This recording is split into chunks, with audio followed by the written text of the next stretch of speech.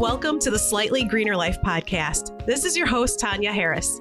I am an award-winning environmental toxin expert, best-selling author, and mother of three. I created this podcast as a place to help busy moms ditch the overwhelm and start living a low-toxin life. Now, let's get into this week's episode. If you have ever tried to detox your home and been met with some resistance from your family, it can be so hard because not everyone understands what you're trying to do or why. And I unfortunately know exactly how that feels. And there's good news and bad news about that. The good news is that there are things you can do to start slowly getting your family on board. But the bad news is that it's still a journey and not every day will be a picnic. I've been doing this for 17 years and I still get the question from my family of why can't we have a normal house? When I first started back in 2006, it was out of necessity when I was trying to help my son with his attention issues and ADHD symptoms.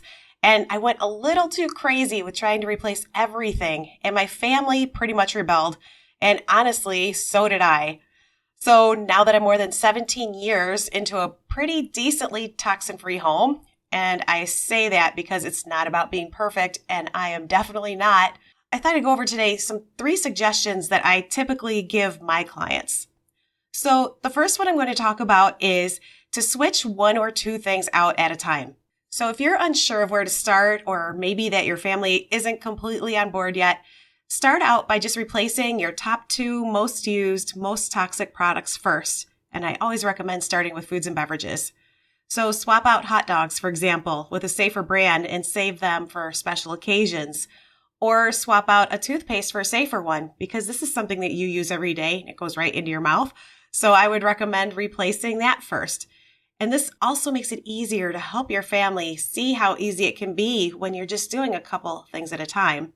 And if your family is completely resistant, like mine was at first, you can start out by slowly switching products without mentioning it. And that may sound terrible, but sometimes it's honestly the easiest way because there are so many amazing and less toxic products out there now. But sometimes it is difficult to make the switch, and sometimes it can take some getting used to. It can be hard to get used to non-toxic shampoo or toothpaste not foaming, and that's because the ingredient that causes things to foam, which is sodium lauryl sulfate, is highly irritating and can cause hair breakage in shampoo and can cause canker sores when it's used in toothpaste. So if your family is having a difficult time, just start out with a couple of things at first. And a great place to start is with the items that you use every day. Again, like toothpaste, shampoo, or buy a healthier version of your kid's favorite snack food. The second tip is don't tell them no more, insert favorite food here, ever again. Because this is when it's easiest for anyone to rebel. If you tell your kids or your spouse or even yourself no more, whatever their favorite food is, they'll automatically resent this healthier lifestyle. And it's really hard to bring them back on board. And your child may eat like all the cookies the next time they go to a friend's house, rather than just the few they would typically have if it wasn't forbidden. And I'm so guilty of that too, because when I was starting out, I would always say, well, I'm cutting out all the sugar starting Monday, so I better eat all the good stuff this weekend. And then Monday rolls around and I'm like, well, I've already been so bad, so why bother? Because I still struggle with it too. Not so much with cosmetics and cleaning products, those are easy for me, but definitely with food. But that's why deal breaker ingredients are so great. I talked about those in episode 1 and how to find them.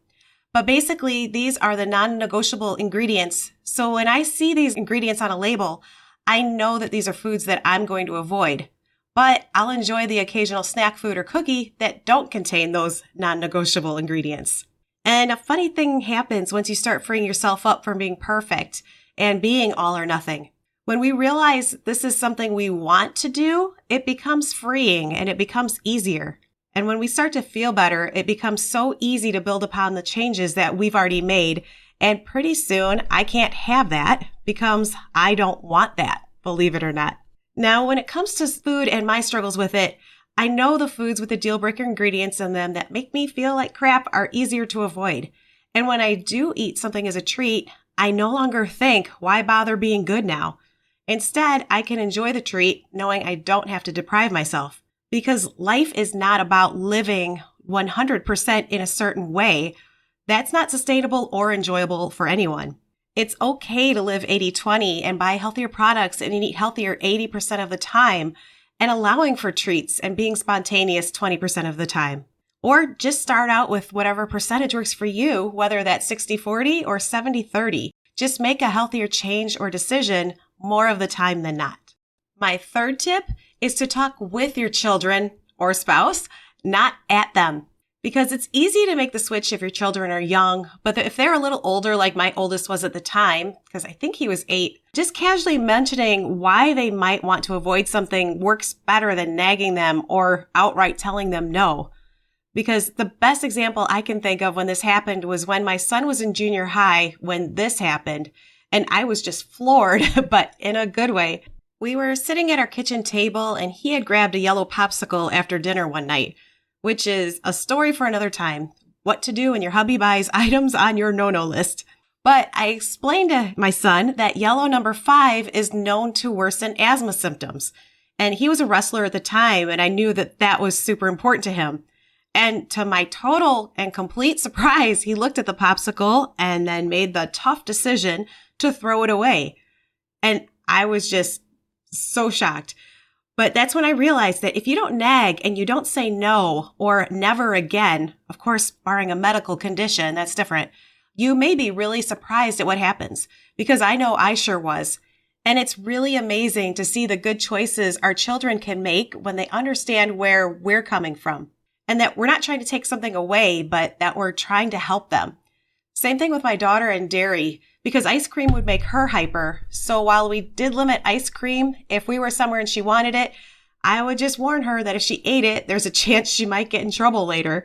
But I don't think it worked as well with her as it did with my son, because I think a majority of the time she ate it, but I mean, who can resist?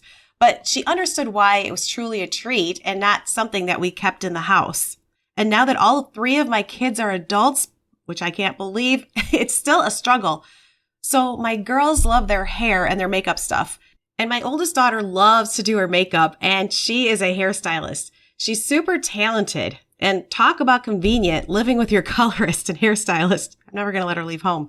But I cringe when I think about what she's exposed to every day. And when I see her makeup and skincare, I pretty much walk out of the room because the ingredient list burns my eyes.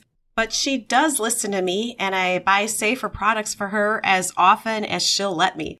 But again, I don't tell her she can't use something, because she's definitely old enough to go out and buy whatever she wants, and I'll never know.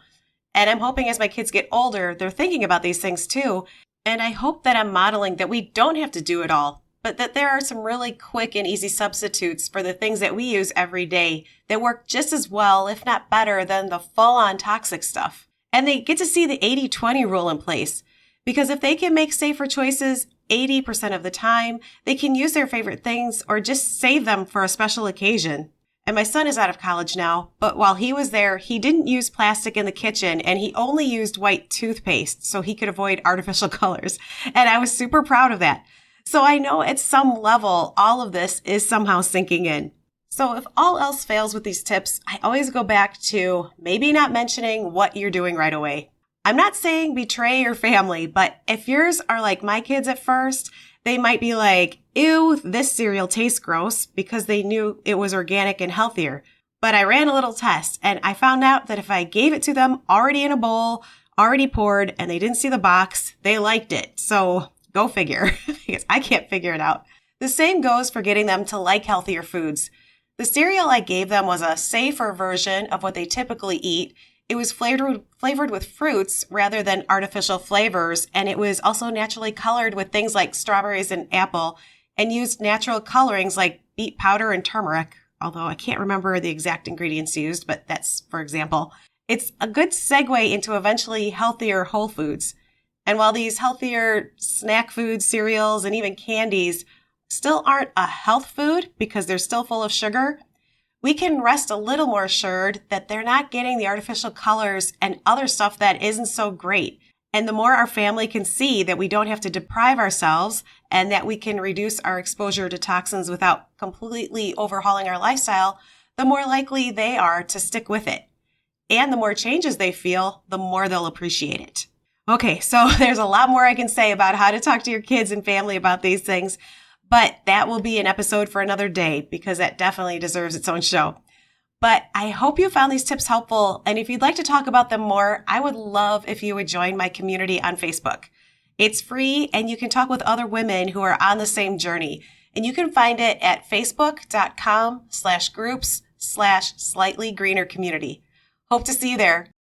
Thank you so much for tuning into this episode of the Slightly Greener Life podcast. Please take a moment to subscribe to the show. And then be sure to share it with a friend who you know wants simple steps to living in this complex world. I'll see you next time.